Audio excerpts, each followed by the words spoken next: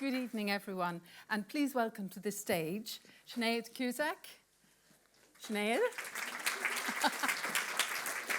Sinéad. They can't hear me. Eileen Atkins, Jeremy Irons, Adjoa Andoh, Elizabeth McGovern. All of whom, of course, need no introduction. And we are very, very proud and privileged to have them with us tonight to celebrate 35 years of the Josephine Hart Poetry Hour. Josephine started in a little gallery in Cork Street, and she went on from there to doing Let Us Go Then, You and I in the West End with Eileen Atkins all those years ago to prove that there was an audience for poetry, and it ran for 6 weeks, and thereafter she kept up the Poetry Hour, and in 2004 she came here to the British Library, and I want to thank especially Rowley Keating, the Chief Executive, for his encouragement and support, and John Fawcett, Head of Events, and his team, who brilliantly manage all of the Josephine Hart Poetry Hours here at the Library.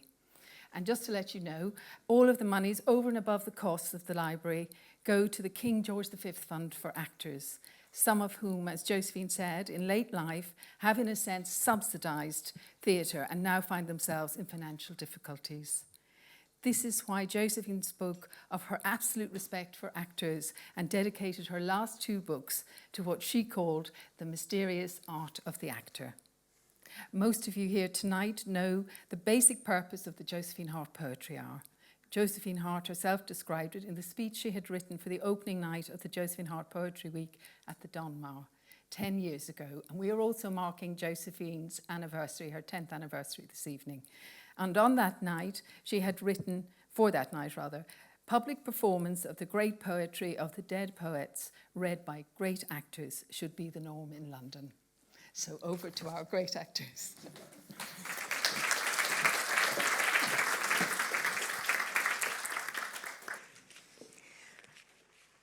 What riches American poetry affords us. Bishop, Berryman, Hart, Crane, Dickinson, Eliot, Frost, Longfellow, Lowell, Millay, Moore, Plath, Pound, Poe, Wallace Stevens, Carlos Williams, Whitman. And that's just the dead poets to whom we give voice. Since this is a qualification, I find that live poets, however eminent, are wholly relaxed about non-inclusion. We have everything in common with America except language. Clever Oscar, so generous, so amusing and so right, is on this occasion not quite right. For the English language befriends the grand American expression. It is brawny enough and limber and full enough. That's Walt Whitman. It is a unifying force. Poetry is a trinity of sound, sense, and sensibility. And the sound of sense, Robert Frost's phrase, and the sense of sound is lost unless we hear it. Language caught alive. Few poets ever caught life in language with as much defiant passion as did Walt Whitman in Leaves of Grass, of which Robert Louis Stevenson wrote, "It tumbled the world upside down for me, blew into space 1,000 cobwebs of genteel and ethical illusion, and having thus shaken my tabernacle of lies, set me back again on a strong foundation." But this was not the initial response. It is no discredit to Walt Whitman that he wrote Leaves of Grass, only that he did not burn it afterwards. And that was Thomas Wentworth Higginson. It's egotism. I celebrate myself and sing myself. Its exaltation of the body, particularly sexually, as equal to the soul in I Sing the Body Electric, horrified many. Indeed, he was sacked by his shocked employer. However, Walt Whitman persevered and over 33 years added 400 poems to the original 12 published in 1885, though poor at his own expense, in response to Emerson's famous challenge to America to produce its own new, unique voice. Though Emerson praised the work in a private letter, which Walt, without permission, published, sales were for many years abysmal. Whitman, however, believed his work unkillable, and he was right. The last line of the incandescent Song of Myself, from which we've taken an excerpt, is sublimely confident. I stop somewhere waiting for you. Indeed he does. We follow with the only poem anthologized in his lifetime, O Captain, My Captain, mourning the death of Lincoln, who had steered his ship of state in stormy waters. And now to Song of Myself and O Captain, My Captain. Song of myself. I celebrate myself and sing myself. And what I assume, you shall assume, for every atom belonging to me as good belongs to you. I loaf and invite my soul. I lean and loaf at my ease, observing a spear of summer grass. My tongue, every atom of my blood, formed from this soul, from this soil, this air, born here of parents, born here from parents the same, and their parents the same, I, now 37 years old, in perfect health, begin, hoping to cease not till death. Creeds and schools in abeyance, retiring back a while, sufficed it what they are, but never forgotten, I harbor for good or bad. I permit to speak at every hazard, nature without check, with original energy. I am of old and young, of the foolish as much as the wise, regardless of others, ever regardful of others, maternal as well as paternal, a child as well as a man, stuffed with the stuff that is coarse and stuffed with the stuff that is fine, one of the nation of many nations, the smallest the same and the largest the same, a southerner soon as a northerner, a planter nonchalant and hospitable down by the Oconee I live, a Yankee bound my own way ready for trade, my joints the limberest joints on earth and the sternest joints on earth.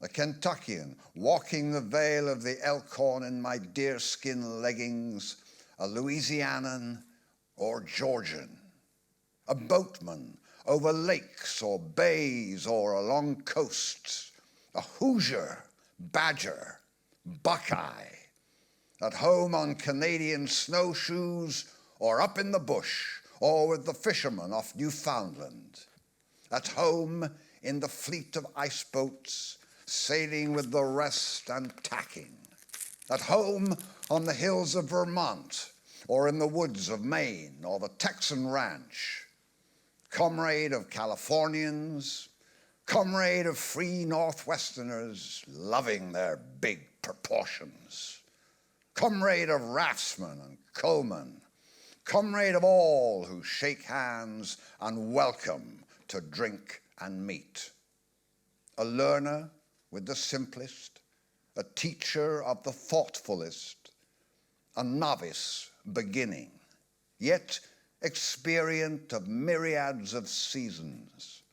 Of every hue and caste am I, of every rank and religion, a farmer, mechanic, artist, gentleman, sailor, Quaker, prisoner, fancy man, rowdy, lawyer, physician, priest. I resist anything better than my own diversity.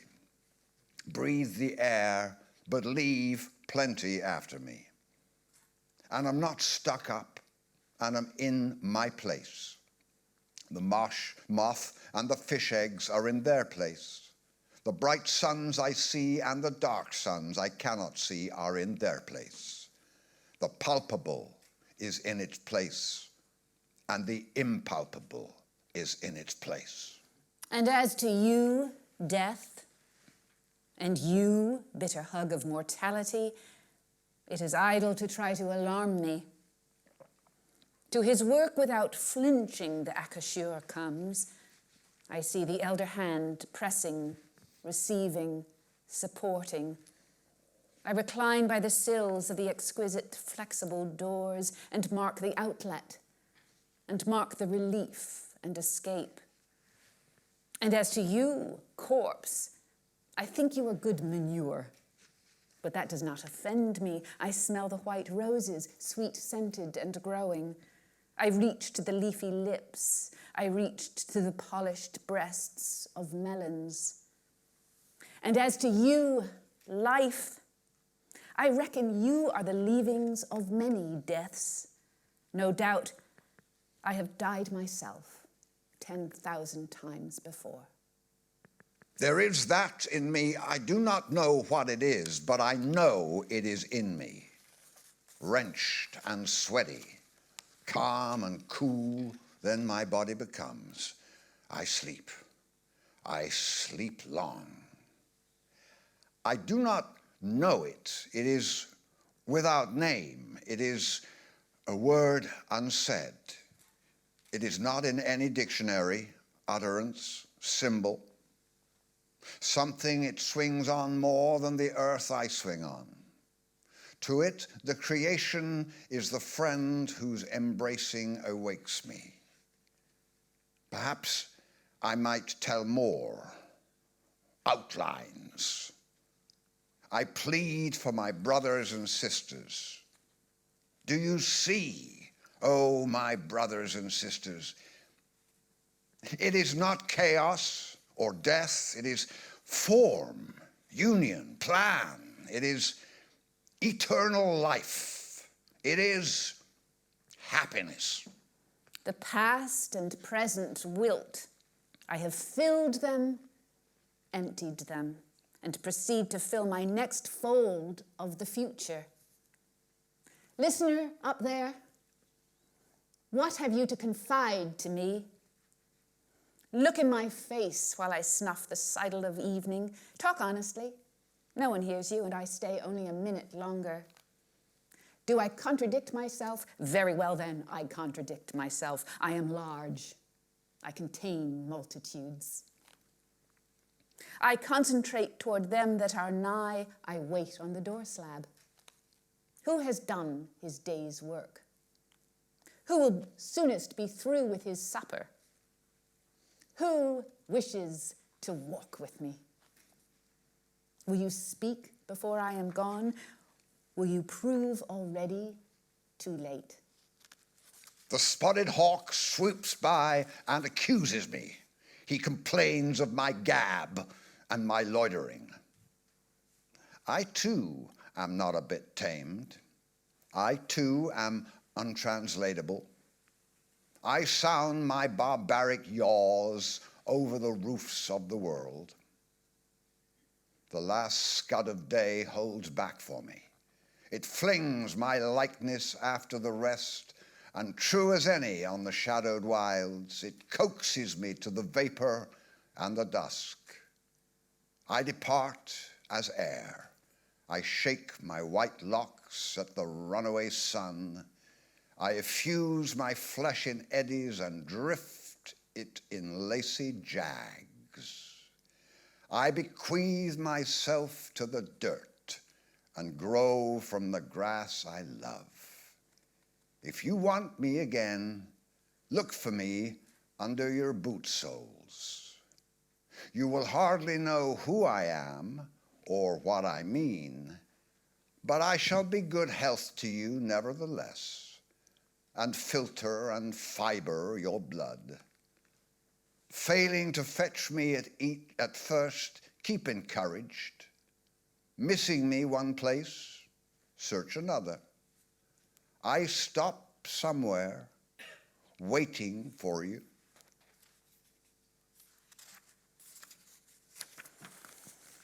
O captain, my captain. O captain, my captain, our fearful trip is done. The ship has weathered every rack, the prize we sought is won.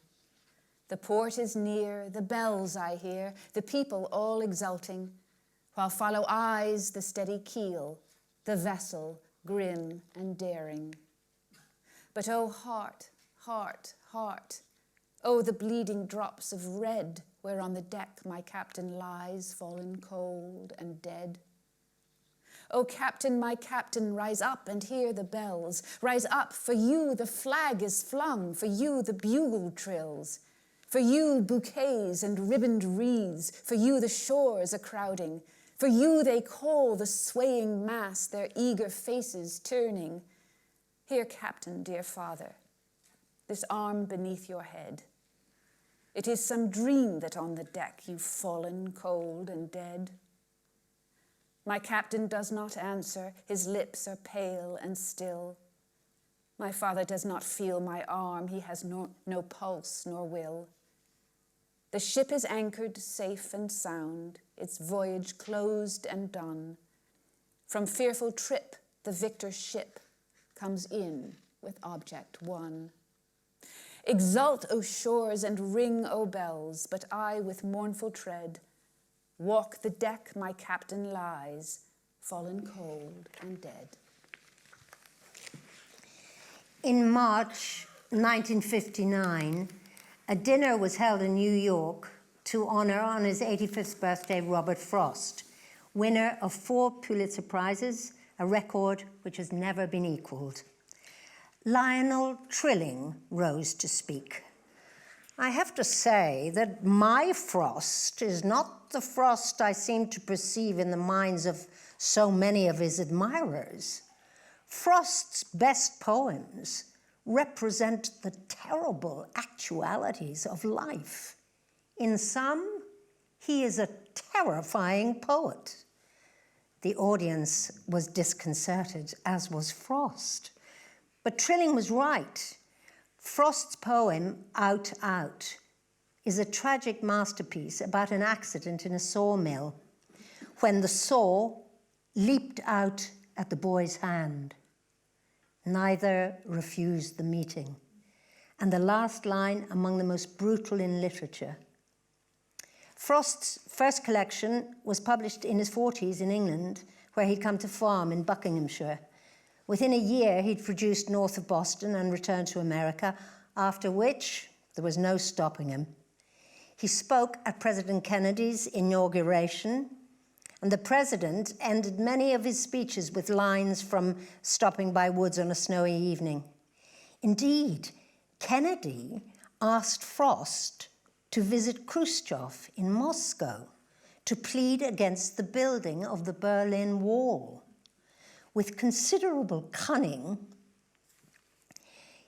Frost recited Mending Wall at a dinner. The question about walls is, what are you walling in and what are you walling out? Never Again Would Bird Song Be the Same is a haunting love poem. On his deathbed, he would say, love is all. Romantic love, I tremble with it. He trembled as a young man with an obsessive love for the woman he pursued to the point almost of insanity, his wife, Eleanor White. They suffered much tragedy. Illness robbed them of 3 children, and a 4th, Carl, committed suicide. I feel as though I am laid out upon a cross. That a man who had suffered so much asked to have on his gravestone, I had a lover's quarrel with the world, testifies to his character and grace. To Mending Wall. Something there is that doesn't love a wall, that sends the frozen groundswell under it, and spills the upper boulders in the sun, and makes gaps even 2 can pass abreast. The work of hunters is another thing, I have come after them and made repair when they have left not one stone on stone, but they would have the rabbit out of hiding to please the yelping dogs. The gaps, I mean.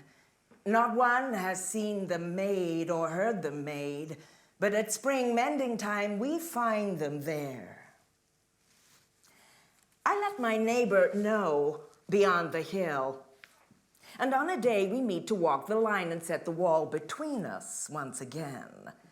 We keep the wall between us as we go, to each the boulders that have fallen, to each. And some are loaves, and some so nearly walls we have to use a spell to make them balance. Stay where you are until our backs are turned. We wear our fingers rough with handling them. Oh, just another kind of outdoor game, one on a side. It comes to little more. There, where it is, we do not need the wall. He is all pine, and I am all apple orchard. My apple trees will never get across and eat the cones under his pines, I tell him. He says, good fences make good neighbors. Spring is the mischief in me, and I wonder if I could put a notion in his head. Why do they make good neighbors? Isn't it where there are cows, but here there are no cows? Before I built a wall, I'd ask to know what I was walling in or walling out, and to whom I was like to give offense. Something there is that doesn't love a wall, that wants it down. I could say elves to him, but it's not elves exactly, and I'd rather he said it for himself.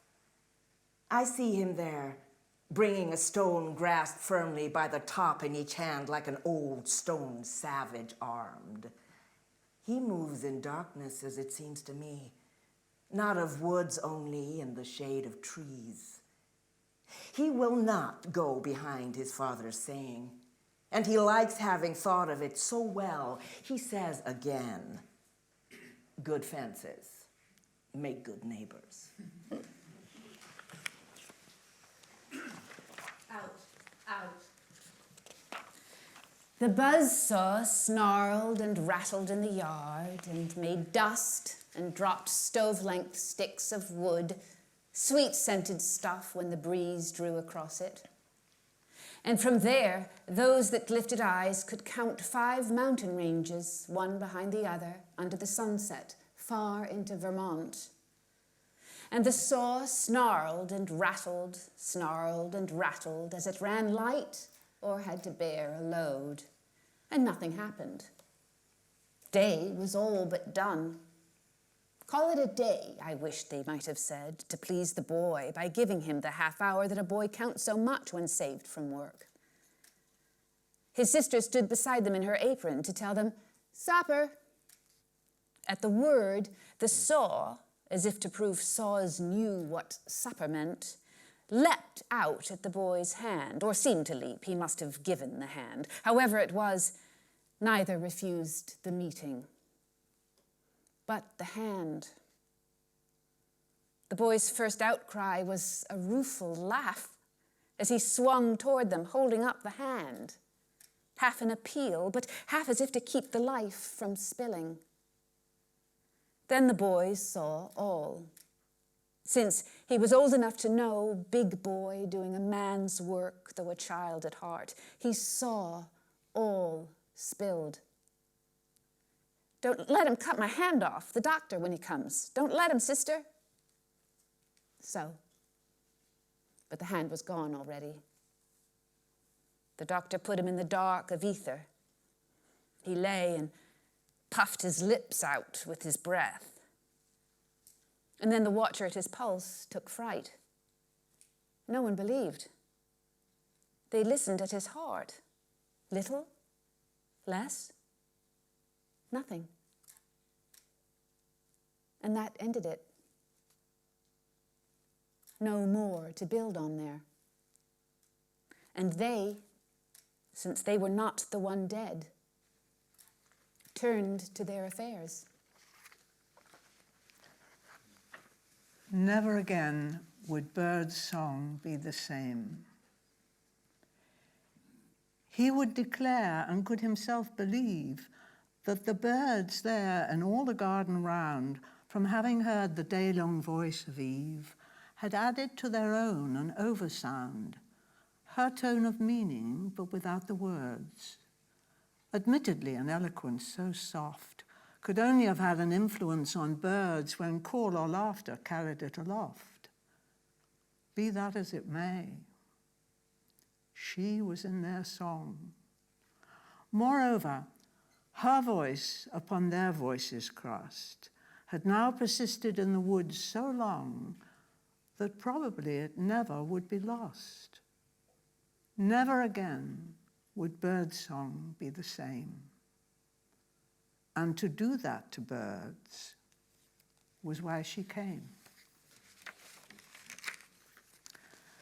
Stopping by woods on a snowy evening.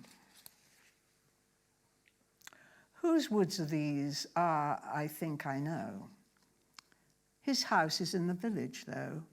He will not see me stopping here to watch his woods fall up with snow. My little horse must think it queer to stop without a farmhouse near, between the woods and frozen lake, the darkest evening of the year. He gives his harness bells a shake to ask if there is some mistake. The only other sounds the sweep of easy wind and downy flake. The woods are lovely, dark and deep, but I have promises to keep and miles to go before I sleep, and miles to go before I sleep.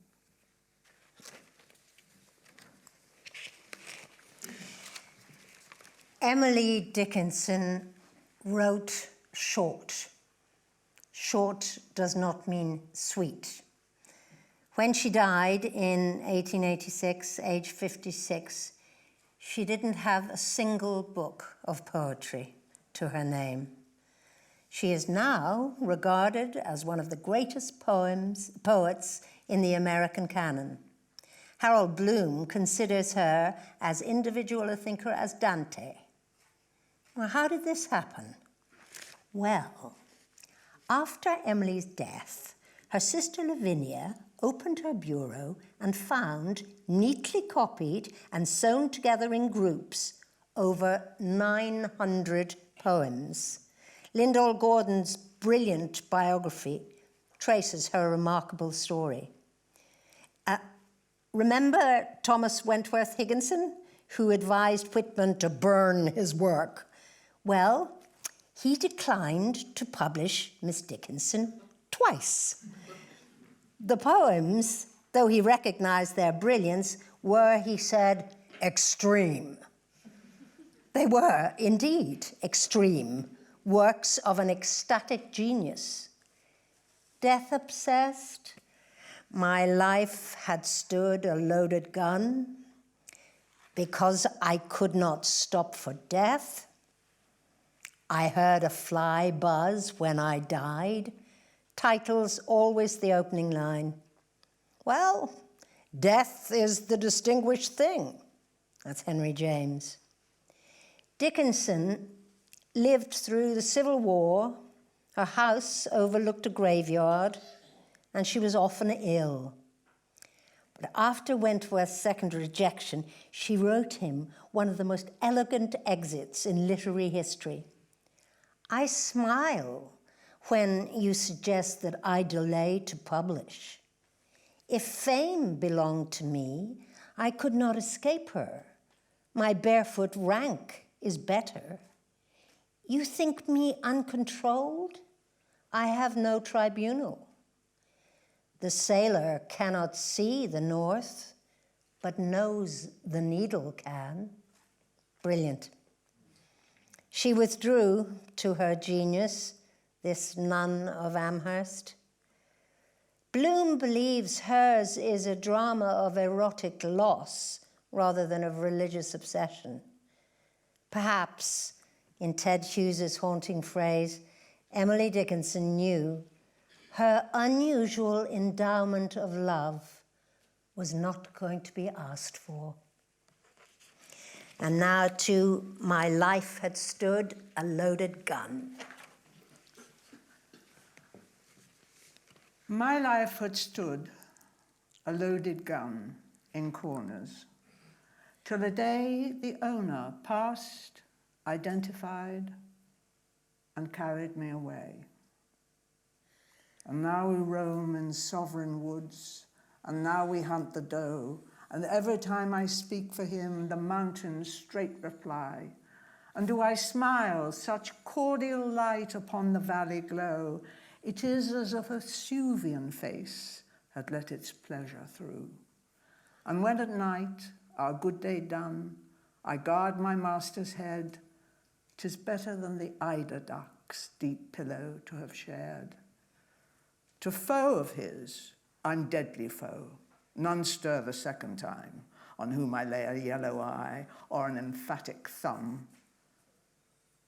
Though I than he may longer live, he longer must than I, for I have but the power to kill, without the power to die.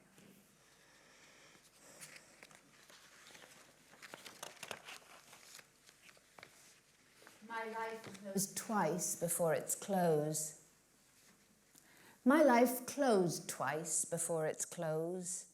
It yet remains to see if immortality unveil a third event to me.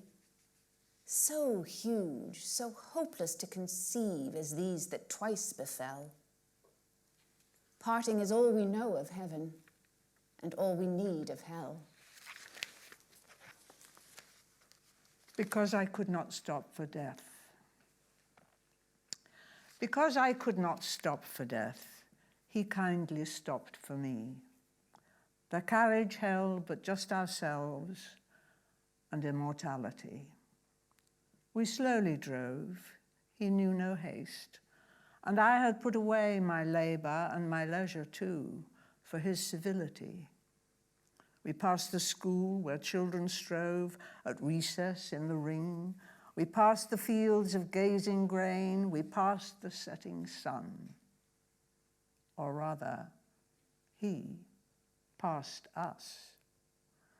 The dews grew quivering and chill, for only gossamer my gown, my tippet, only tulle. We paused before a house that seemed a swelling of the ground. The roof was scarcely visible, the cornice but a mound. Since then, 'tis centuries, and yet each feels shorter than the day I first surmised the horses' heads were toward eternity. I heard a fly buzz when I died. I heard a fly buzz when I died. The stillness in the room was like the stillness in the air between the heaves of storm. The eyes beside had wrung them dry, and breaths were gathering firm for that last onset, when the king be witnessed in the room. I willed my keepsakes, signed away what portion of me be assignable, and then it was there interposed a fly, with blue, uncertain, stumbling buzz between the light and me. And then the windows failed, and then I could not see to see.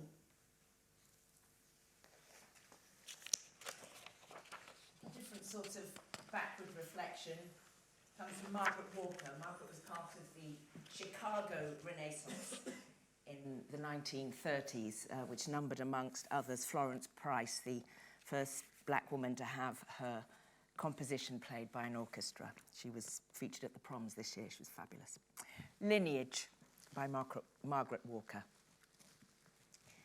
My grandmothers were strong. They followed plows and bent to toil. They moved through fields sowing seed. They touched earth and grain grew. They were full of sturdiness and singing. My grandmothers were strong. My grandmothers are full of memories, smelling of soap and onions and wet clay, with veins rolling roughly over quick hands. They have many clean words to say. My grandmothers were strong. Why am I not as they?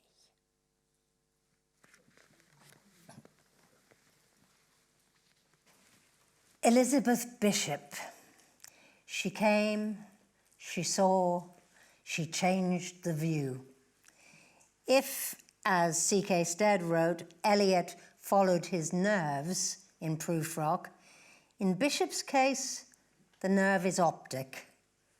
What Bishop saw was not what we see, nor how we see it. Her declared intention in her ice writing was to combine the natural with the unnatural and to give us poetry as normal as sight, as artificial as a glass eye. It took some time to adjust. 5 major publishers turned her down. She went on to win the Pulitzer Prize and the National Book Award. James Merrill commented on Bishop's instinctive, modest, lifelong impersonation of an ordinary woman. Perhaps she needed the disguise. Her beginnings were traumatic. Although I have a prize unhappy childhood, please don't think I dote on it. She didn't. Her father died in the year of her birth, and when she was 5, her mentally fragile mother was admitted to a state institution, and Bishop never saw her again. Much was lost, and far too early. The art of losing isn't hard to master. Her obsessive traveling, her many simultaneous lesbian love affairs, her alcoholism, all seemed rooted in that early uprootedness. Her ironic note is gentle. Less so what she requested for her gravestone, which was awful, but cheerful. And now to Love Lies Sleeping. And the last poem, One Art. Earliest morning, switching all the tracks that cross the sky from cinder star to star, coupling the ends of streets to trains of light. Now, draw us into daylight in our beds and clear away what presses on the brain. Put out the neon shapes that float and swell and glare down the gray avenue between the eyes in pinks and yellows, letters and twitching signs. Hang over moons, wane, wane. From the window, I see an immense city, carefully revealed, made delicate by overworkmanship, detail upon detail, cornice upon facade, reaching up so languidly up into a weak white sky, it seems to waver there, where it has slowly grown in skies of water glass from fused beads of iron and copper crystals. The little chemical garden in a jar trembles and stands again, pale blue, blue-green, and brick. The sparrows hurriedly begin their play. Then in the west, boom, and a cloud of smoke, boom, and the exploding ball of blossom blooms again. And all the employees who work in plants where such a sound says danger, or one said death, turn in their sleep and feel the short hairs bristling on backs of necks. The cloud of smoke moves off. A shirt is taken off a thread-like clothesline. Along the street below, the water wagon comes, throwing its hissing, snowy fan across peelings and newspapers.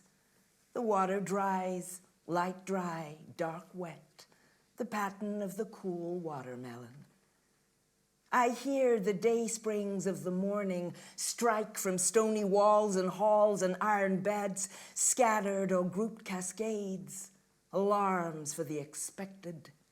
Queer cupids of all peoples getting up, whose evening meal they will prepare all day.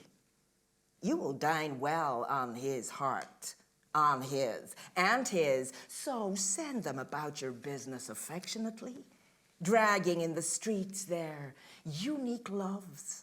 Scourge them with roses only, be light as helium, for always to one or several morning comes whose head has fallen over the edge of his bed, whose face is turned so that the image of the city grows down into his open eyes, inverted and distorted.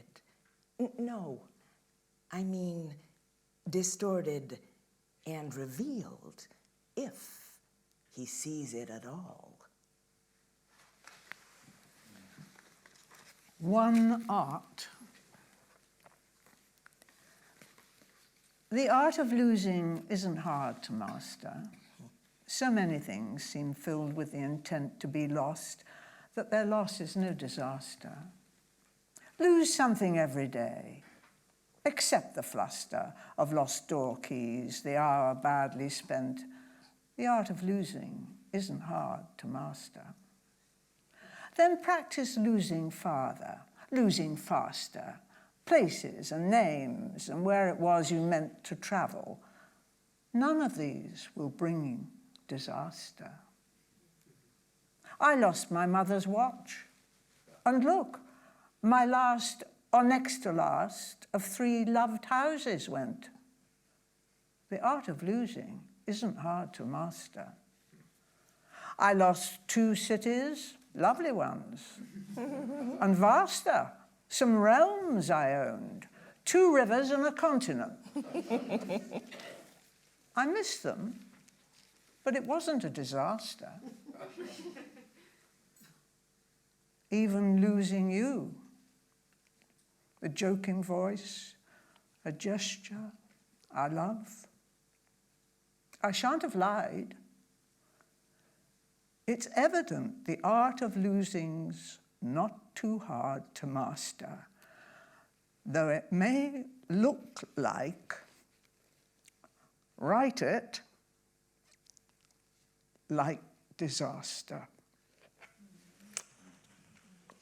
Another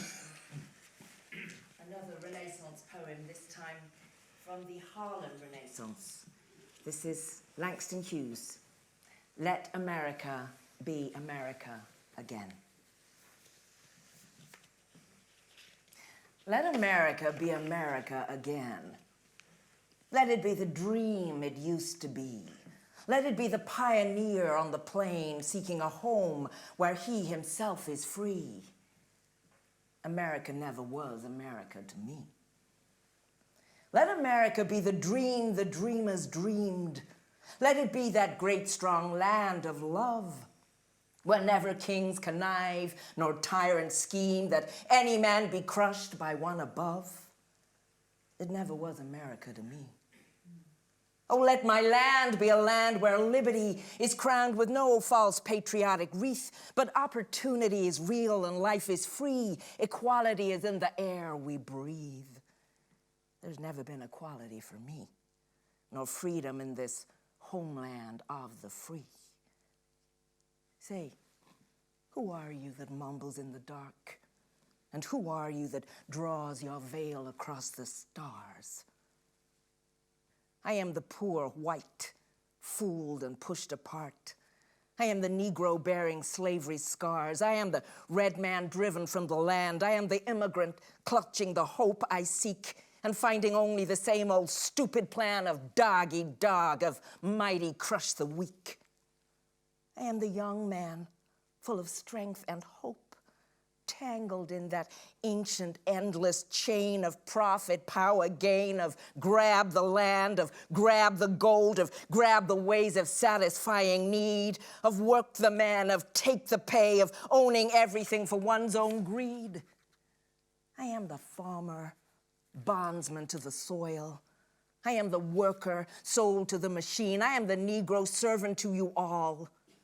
I am the people, humble, hungry, mean, hungry, yet today, despite the dream, beaten yet today. Oh, pioneers! I am the man who never got ahead, the poorest worker bartered through the years. Yet I'm the one who dreamt our basic dream in the old world while still a serf of kings, who dreamt a dream so strong, so brave, so true, that even yet its mighty daring sings in every brick and stone, in every furrow turned, that made America the land it has become. Oh, I'm the man who sailed those early seas in search of what I meant to be my home. For I'm the one who left dark Ireland's shore and Poland's plain and England's grassy lea, and torn from black Africa's strand, I came to build a homeland of the free. The free? Who said the free? Not me. Surely not me. The millions on relief today? The millions shot down when we strike?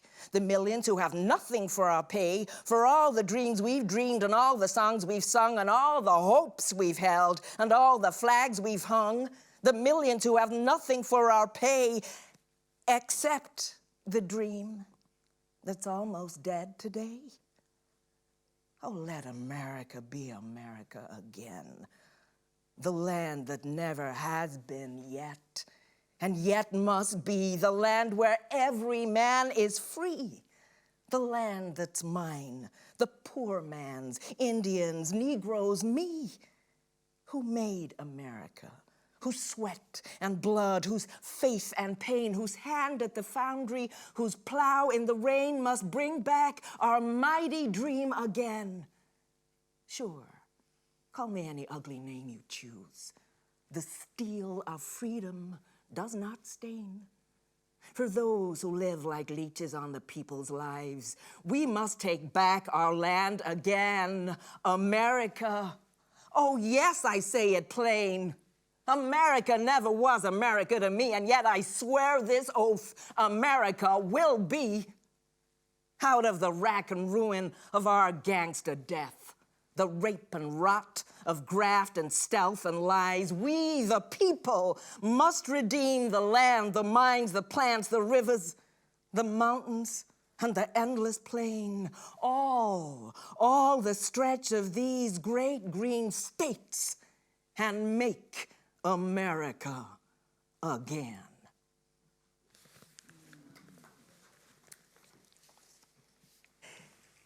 There is a direct line which can be traced from Virgil to Dante, from Dante to Milton, from Milton to Eliot, the greatest poet for 300 years. That's Ted Hughes, right again. His poetry cuts into our consciousness with the sharpness of a diamond. That's the Nobel Academy. It is one of literature's more daunting truths that T.S. Eliot was only 22 when he wrote the love song of J. Alfred Prufrock. It was written in fragments, and according to the poet Conrad Aiken, Eliot was heartlessly indifferent to its fate. Aiken and Ezra Pound fought to have it published, and it took 4 years. Why? Prufrock was an unfamiliar zone of consciousness, an exemplar of Eliot's theory of the auditory imagination, the feeling for sound and rhythm which exists far below the levels of consciousness, of conscious thought. One must surrender. Here's a vignette. Virginia Woolf to T.S. Eliot. We're not as good as Keats. T.S. Eliot to Virginia Woolf. Oh, yes, we are. We're trying something harder. He certainly was. In the history of poetry, there is before and after The Wasteland. The original title was He Do the Police in Different Voices. That was Betty Higden's line in Dickinson's Our Mutual Friend. Eliot, do the wasteland in different voices, a multiplicity of sound. Lines from Dante mingled with Sanskrit, jazz rhythms with Elizabethan language. Part 2 opens in the room heavy with her strange synthetic perfumes. And suddenly, the voice of the hysterical woman, believed to be that of his tragic first wife, Vivian Haigh Wood, who declared this terrifying dialogue to be wonderful, wonderful. And then we're transported to a Cockney pub to listen to the tale of poor Albert, out on leave, who wants a good time. And Lil, who ought to be ashamed she looks so antique. The poem then fades on an echo. Ophelia's line, good night, sweet ladies. The Wasteland is one of the great triumphs of literature and life. So now, the love song of J. Alfred Prufrock. Let us go then, you and I, when the evening is spread out against the sky like a patient etherized upon a table. Let us go through certain half-deserted streets, the muttering retreats of restless nights in one-night cheap hotels and sawdust restaurants with oyster shells. Streets that follow like a tedious argument of insidious intent and lead you to an overwhelming question. Oh, do not ask, what is it? Let us go and make our visit. In the room, the women come and go, talking of Michelangelo. The yellow fog that rubs its back upon the window panes, the yellow smoke that rubs its muzzle on the window panes, licked its tongue into the corners of the evening, lingered upon the pools that stand in drains, let it fall upon its back, the soot that falls from chimneys, slipped by the terrace, made a sudden leap, and seeing that it was a soft October night, curled once about the house and fell asleep. And indeed, there will be time for the yellow smoke that slides upon the street, rubbing its back upon the window panes. There will be time to prepare a face to meet the faces that you meet. There will be time to murder and create, and time for all the works and days of hands that lift and drop a question on your plate. Time for you and time for me, and time yet for 100 indecisions and for 100 visions and revisions before the taking of a toast and tea.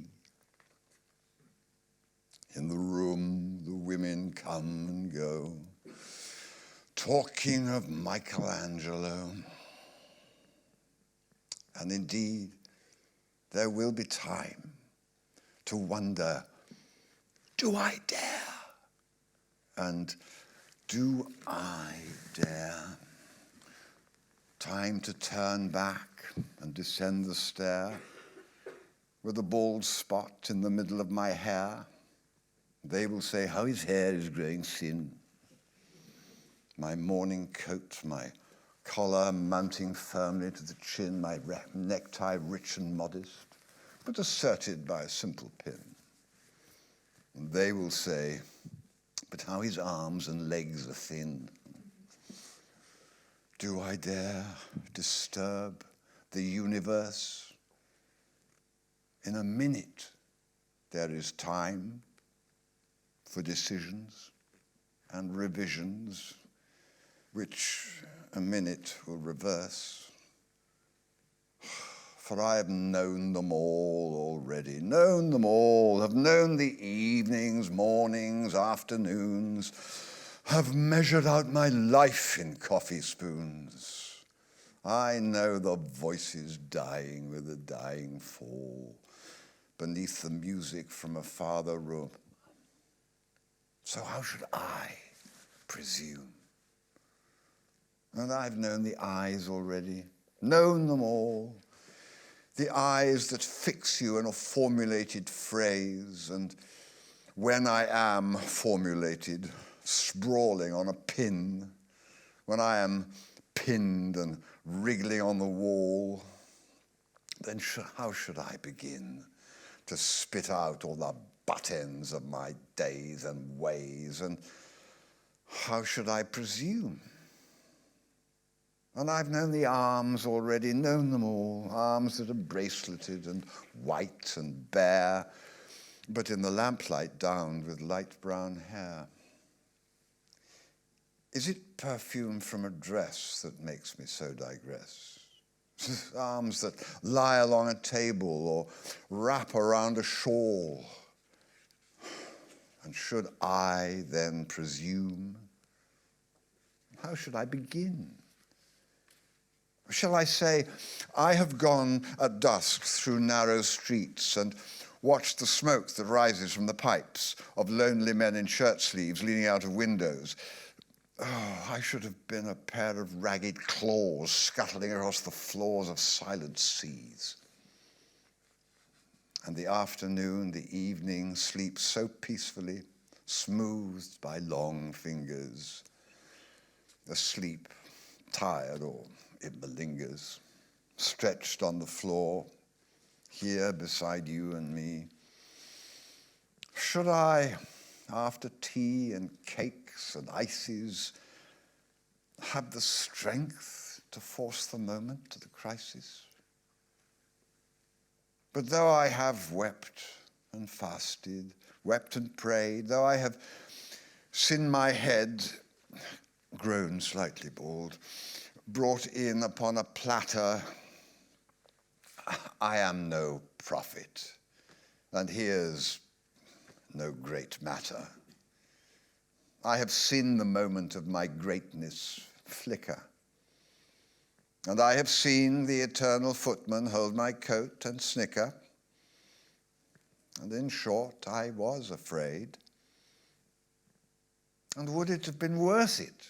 After all, after the cups, the marmalade, the tea, among the porcelain, among some talk of you and me, would it have been worthwhile to have bitten off the matter with a smile, to have squeezed the universe into a ball, to roll it towards some overwhelming question, to say, I am Lazarus, come from the dead, come back to tell you all, I shall tell you all. If one sitting on a pillow by her head should say, no, that is not what I meant at all. That is not it at all. And would it have been worth it after all? Would it have been worthwhile after the sunsets and the dooryards and the sprinkled streets, after the novels, after the teacups, after the skirts that trail along the floor? And this and so much more. It is impossible to say just what I mean. But as if a magic lantern through the nerves in patterns on a screen, would it have been worthwhile if one settling a pillow or throwing off a shawl and turning toward the window should say, no, that is not it at all. That is not what I meant at all. No, I am not Prince Hamlet, nor was meant to be. I'm an attendant lord, one that will do to swell a progress, start a scene or two, advised the prince, no doubt an easy tool, deferential, glad to be of use, politic, cautious and meticulous, full of high sentence, but a bit obtuse. At times, indeed, almost ridiculous, almost, at times, the fool. I grow old. I grow old. I shall wear the bottoms of my trousers rolled. Shall I part my hair behind?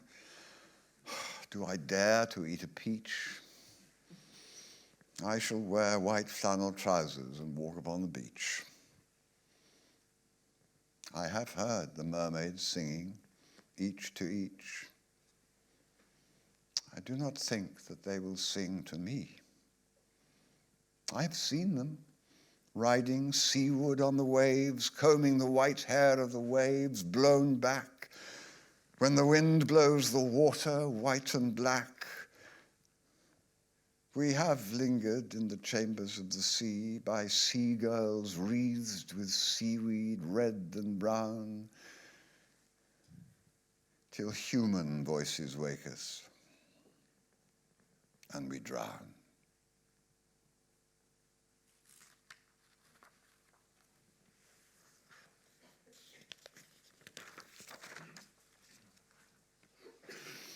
Part 2 of The Wasteland, a game of chess.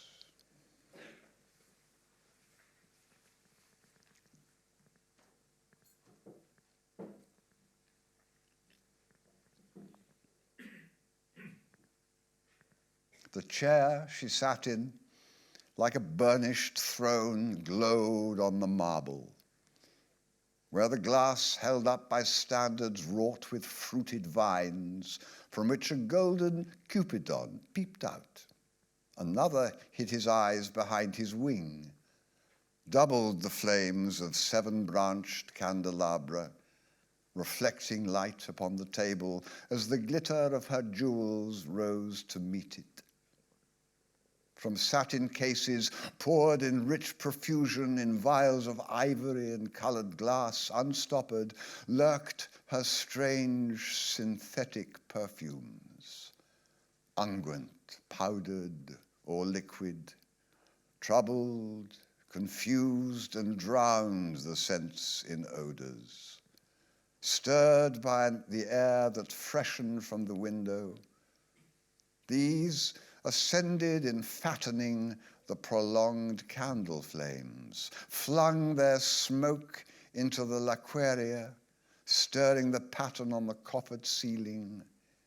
Huge seawood fed with copper burned green and orange, framed by the colored stone, in which sad light a carved dolphin swam.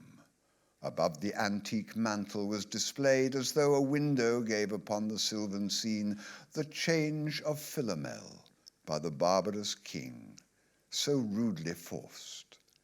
And there the nightingale filled all the desert with inviolable voice, and still she cried, and still the world pursues.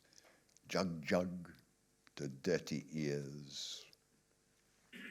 And other withered stumps of time were told upon the walls. Staring forms leaned out, leaning, hushing the room enclosed.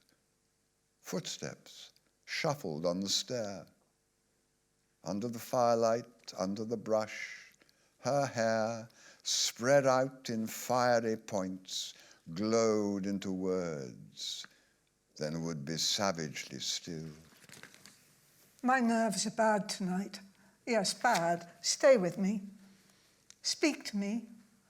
Why do you never speak? Speak! What are you thinking of? What thinking? What? I never know what you are thinking. Think. I think we are in Rat's Alley, where the dead men lost their bones. What is that noise? The wind under the door. What is that noise now? What is the wind doing? Nothing. Again, nothing. Do you know nothing? Do you see nothing? Do you remember nothing? I remember. Those are pearls that were his eyes. Are you alive or not? Is there nothing in your head? Oh, oh, oh, that Shakespearean rag. It's so elegant, so intelligent. What shall I do now? What shall I do? I shall rush out as I am and walk the street with my hair down so. What shall we do tomorrow? What shall we ever do? The hot water at 10, and if it rains, a closed car at 4, and we shall play a game of chess, pressing lidless eyes and waiting for a knock upon the door.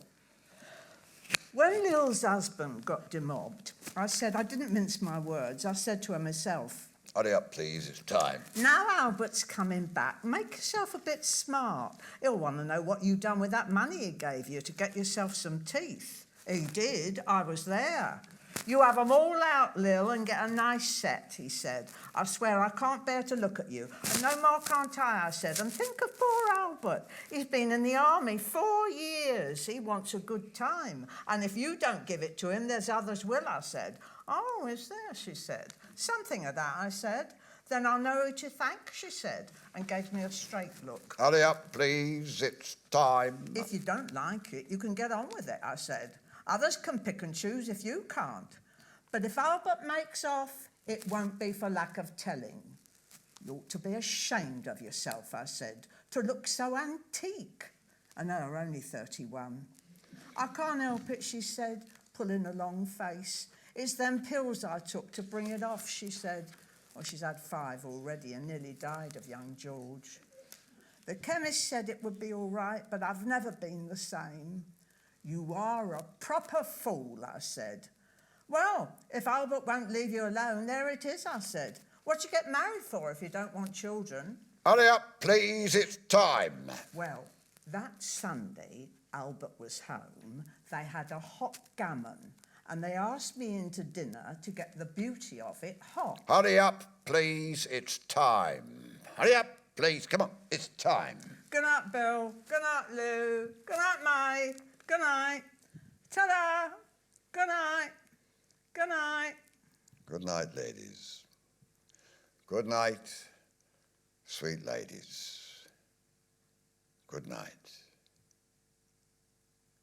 Good night.